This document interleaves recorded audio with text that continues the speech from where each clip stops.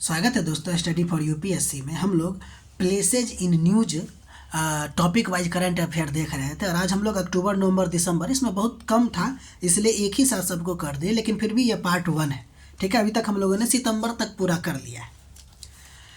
ठीक, तो देखिए इसमें पहला नंबर जो टॉपिक चर्चा में था वो था आपको चोला या फिर डोकला।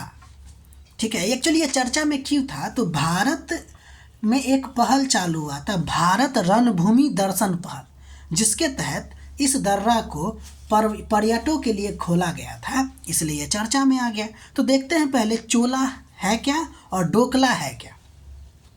देखिए चोला एक पर्वतीय दर्रा है, इस बात को ध्यान दीजिएगा। ये क्या है, एक पासेज है जो भारत यानी कि भारत का सिक्किम वाला पार्ट और चीन तिब्बत वाला पार्ट के सीमा क्षेत्र में स्थित है। तो ये कहाँ कहाँ है, तो भारत और चीन के सीमा क्षेत्र में है। उम्मीद है समझ गए होंगे। ये क्या है, पासेज है। ध्यान दीजिएगा, यह हिमालय की डोंग्क्या या फिर चोला रेंज में स्थित है और इम्पोर्टेंट इस बात का है कि नाथुला से थोड़ा उत्तर पश्चिम में पड़ता है। ये बात इम्पोर्टेंट है, ये नाथुला से किधर है, तो उत्तर पश्चिम में स्थित है।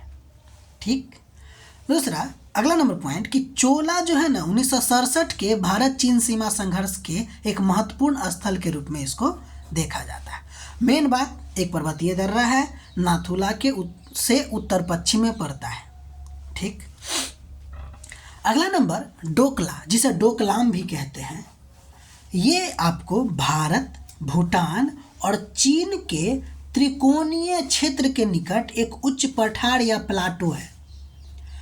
गौर कीजिएगा, कभी कभी क्या करता है कि लोग फैक्चुअली गलत कर देते हैं कि यह डोकलाम को एक पासेज समझ लेता है, लिख देगा कि डोकलाम या डोकला पासेज। ये गलत हो जाएगा। ये प्लाटो है या उच्च पर्वत पठार है, मतलब कि बहुत ऊंचा क्षेत्र में एक समतल मैदान है, ये उसी को कहते हैं प्लाटो। तो डोकला क्या है, पासेज, तो कहेंगे नहीं। पास है क्या, नहीं, तो क्या है, ये प्लाटो है। इसके अलावा इम्पोर्टेंट इस बात का है कि ये सिक्किम से लगभग 68 किलोमीटर पूरब में है। ठीक, और सिलीगुड़ी कॉरिडोर यानी कि चिकन नेक के कारण इसकी जो है रणनीतिक महत्वपूर्ण स्थिति है। ठीक, तो एक बात याद रखिएगा डोकला के बारे में कि यह प्लाटो है और सिलीगुड़ी के निकट है।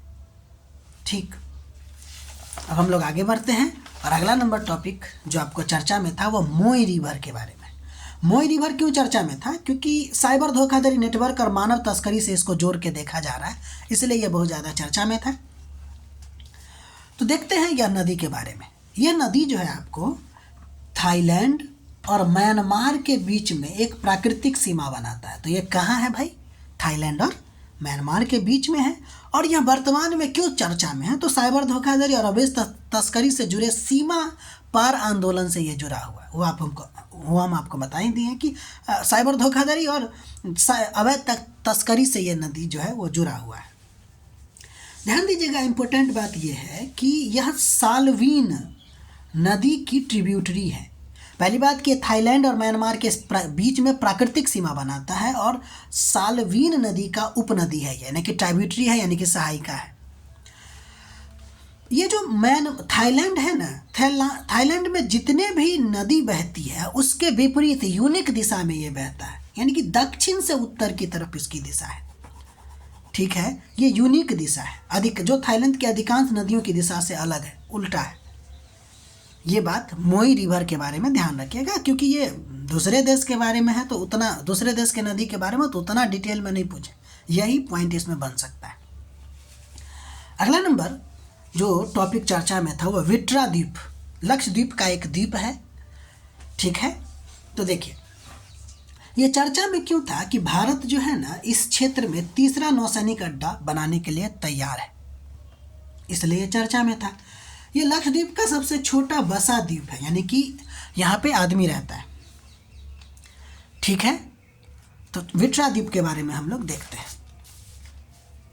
देखिए यह सबसे छोटा आबादी वाला द्वीप है जो अमीनी द्वीप समूह का हिस्सा है। इस बात को भूलिएगा नहीं, अमीनी द्वीपी समूह का हिस्सा है। कौन? तो ये विट्रा द्वीप, ठीक है। और यह कोचीन से पश्चिम में स्थित है। कोचीन से किस दिशा में पड़ता है ये, यानी कि केरल से किस दिशा में पड़ता है, तो पश्चिम दिशा में पड़ता है, ठीक है। और यह एक प्रकार का कोरल एटॉल यानी कि कोरल द्वीप है। एटॉल हम आपको बताए हुए थे कि लगभग ये वृत्ताकार स्ट्रक्चर में होता है। अपना लक्षद्वीप जो है वो कोरल एटॉल ही है, ठीक है। अगला नंबर जो टॉपिक आपका चर्चा में था वह इटली के बारे में चर्चा। इटली के बारे में चर्चा इसलिए था क्योंकि इटली संसद जो है उसने क्या किया कि महिलाओं की सुरक्षा के लिए कानून पारित किया कि स्त्री हत्या को एक अलग अपराध के रूप में मान्यता दिया कि अगर कोई स्त्री की हत्या करता है तो एक अलग प्रकार का अपराध होगा। तो मेन बात यह है कि हम लोग को इटली के बारे में जानना है। तो ध्यान दीजिए, यह किस पार्ट में पड़ता है यूरोप के, तो दक्षिणी पार्ट में पड़ता है और भूमध्य सागर में स्थित देश है ये, आप जानते ही हैं। इसके अगल बगल का अगर पड़ोसी देश के बारे में बात कीजिएगा तो इसके उत्तर में आपको पड़ता है स्विट्जरलैंड, ऑस्ट्रिया, और उत्तर और पूरब में आपको स्लोवेनिया पड़ता है।